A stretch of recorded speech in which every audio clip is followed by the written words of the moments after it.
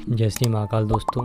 आज एक बार फिर हम एक ऐसी वशीकरण के बारे में जानकारी लेके आए हैं जो काजल वशीकरण है, अर्थात जो काजल वशीकरण के अंतर्गत आते हैं उन्हें हम काजल वशीकरण कहते हैं। जैसा कि आप सब लोग जानते हैं कि वशीकरण एक ऐसी विद्या होती है जिसके माध्यम से हम किसी व्यक्ति को वशीभूत या अपने वश में कर मन चाहे कार्य करा सकते हैं। इसका उद्देश्य यह रहता है कि कोई व्यक्ति जो अधर्म के मार्ग पर चला गया है, अर्थात जो जैसे कि किसी के अधर्म के मार्ग पर चलने की आदत से किसी का परिवार नष्ट हो रहा है या फिर कोई बात हो रही है, इसी के लिए वशीकरण की उत्पत्ति की गई थी। भगवान शिव जो तंत्र के महान विद्वान ग्रंथ आता और सर्जन करता है, उन्होंने कहा है कि जितने भी अपचारक हैं, अर्थात मारण, मोहन, चाटन, विद्वेषण और वशीकरण, इतने भी उच्चारण हैं, इनका उद्देश्य केवल और केवल धर्म को संतुलित करना और अधर्म से रक्षा करना है। इनका उद्देश्य यह नहीं है कि किसी को हानि पहुंचाना। जैसा कि आप देख चुके हैं कि यह स्त्री वशीकरण है। इसको करने के लिए सिर्फ और सिर्फ पुरुष ही इसको कर सकते हैं, स्त्रियां इसको नहीं कर सकती हैं। जिन व्यक्ति या जिस पुरुष की स्त्री अधर्म के मार्ग पर चली जाती है, अर्थात बात किसी और की बातों में आ जाती है या फिर कोई भी ऐसी बात होती हैं जो घर कलेश का कारण बन जाती हैं और काफ़ी समझाने के बावजूद स्थिति ऐसी हो जाती है कि तलाक की स्थिति हो जाती है, तब वह व्यक्ति वही जानता है कि उसके दिल पर या उसके घर में क्या बीत रहा है, तो वह इन प्रयोगों को कर सकता है। और वैसे तो कोई भी इन प्रयोगों को कर सकता है, स्त्री वशीकरण को कोई भी कर सकता है, पर हम सलाह देंगे कि यह धर्म की रक्षा के लिए करें तो अच्छा होगा। इसमें आप स्त्रियाँ कोई भी हो सकती हैं, ज़रूरी नहीं आपकी पत्नी हो, किसी की पत्नी के अलावा कोई और भी रिश्तेदार होते हैं जो स्त्रियाँ होती हैं जो गलत इरादों से किसी गलत पुरुष के संपर्क में आ जाती हैं, जिससे परिवार वालों को कष्ट होता है, हानि होती है।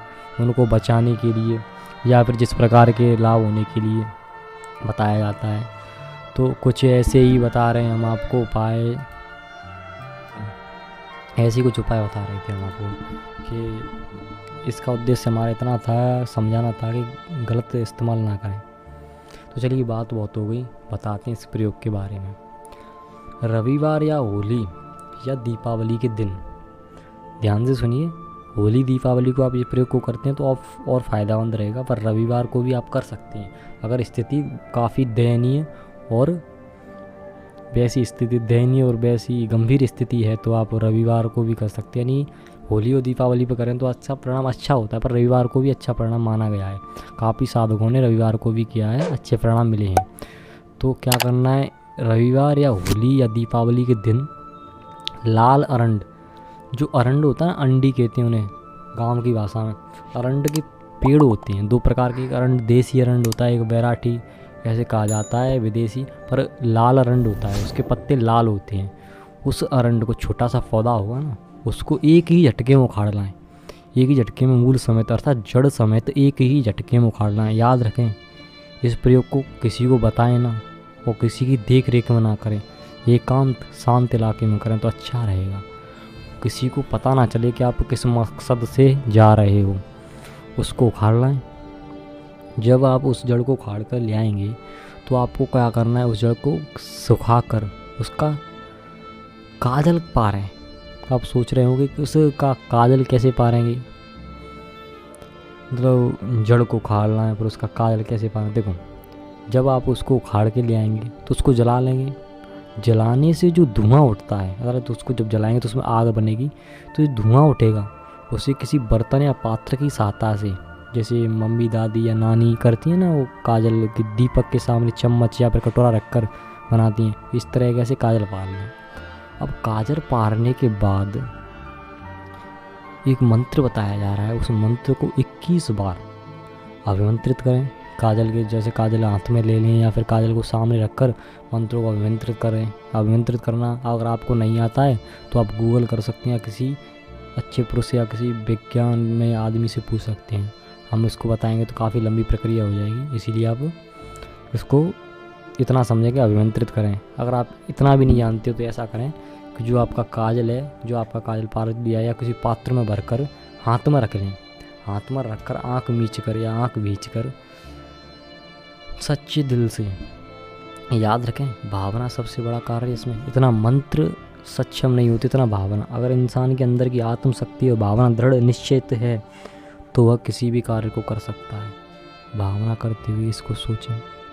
मंत्र कुछ इस प्रकार है, मंत्र को हम दिखा भी देंगे, पर मंत्र कुछ इस प्रकार है। ओम नमो काला भैरव काली राती काला, आया आधी राती, चले कतार बांधूं तू, बामन वीर पर नारी सो, राखे सिर, छाती धीर के बांधे लावे, सोती होए जगाए के लावे, बैठी होए उठाए के लावे, शब्द सांचा पिंड कांचा, चलो मित्रों ईश्वरी वाचा।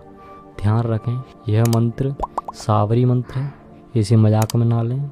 इस मंत्र को करते समय सतर्कता रखें, शुद्ध हो जाएं, नहा धोकर निवृत्त हो जाएं, गंदे विचारों को दिमाग से दूर निकालें। वस्त्र स्वस्थ होने चाहिए, धुले होने चाहिए, शुद्ध होने चाहिए। इस मंत्र को हाथ में काजल की जो डिब्बी ली थी उसको बोलकर 21 बार अभिमंत्रित करें। जैसे मैंने बोला है ऐसे ही बोलकर 21 बार अभिमंत्रित करें। और जिस औरत, जैसे आपकी जो पत्नी थी या फिर जो औरत अधर्म के मार्ग पर चली गई है, उसको इस काजल की थोड़ी सी चुटकी या रेख इस काजल में निकाल कर थोड़ा सा उसको लगा दें, वो भस्मीभूत हो जाएगी। और वह जो किसी और के बस में या किसी और के प्रेम में पड़ने के कारण जो अपने पति को पत्नी धर्म से दूर कर रही थी, वह अपने पति के बस में हो जाएगी और दूसरे किसी व्यक्ति के संपर्क में आने से बंद हो जाएगी। और इससे आपका कलह और तलाक जैसी स्थितियाँ भी बच जाएगी। उम्मीद है यह प्रयोग आपको सफल हो। अच्छे कामों के लिए करें तो यह प्रयोग सफल हो और आपका परिवार बच जाए, तलाकशुदा व्यवस्था ना बने।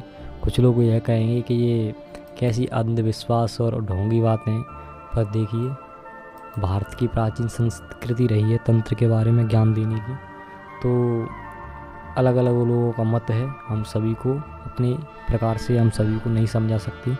कुछ लोग तंत्र को सही मानते हैं तो कुछ गलत मानते हैं। इस मतभेदों में हमें कोई मतलब नहीं है, ना ही हम इस मतभेदों से कोई संपर्क रखना चाहते हैं। कृपया इन मतभेदों से हमें दूर रखें। अगर आपको ये प्रयोग अच्छा लगा हो तो लाइक सब्सक्राइब करें और हमारे चैनल को यूं ही आते रहें। धन्यवाद। हाँ, एक बात और बताना चाहेंगे हम, अगर इस प्रयोग में अगर आपको असफलता प्राप्त होती है तो होली या दीपावली के दिन इस प्रयोग को कर लें तो सही रहेगा। अगर फिर भी आपको असफलता प्राप्त होती है तो कृपया अपने इष्ट देव की पहले पूजा करें। पूजा करने के बाद भली भांति जिस दिन आप इस प्रयोग को करें, जैसे रविवार या होली के दिन, उस दिन पूजा करने के बाद पहले अपनी इष्ट देव की पूजा करें। पूजा करने के बाद अगर आपका गुरु हैं तो उनकी से आज्ञा लें, उनके बाद इस प्रयोग को करें, आपको जरूर ही सिद्धि प्राप्त हो जाएगी। तो यह प्रयोग आपका सिद्ध प्रयोग। वैसे सावर मंत्र सिद्ध मंत्र होते हैं, फिर भी विशेष कंडीशन होती है, कभी कभी नहीं होते, तो ऐसा करने से आपको ज़रूर लाभ होगा। धन्यवाद। जय श्री महाकाल।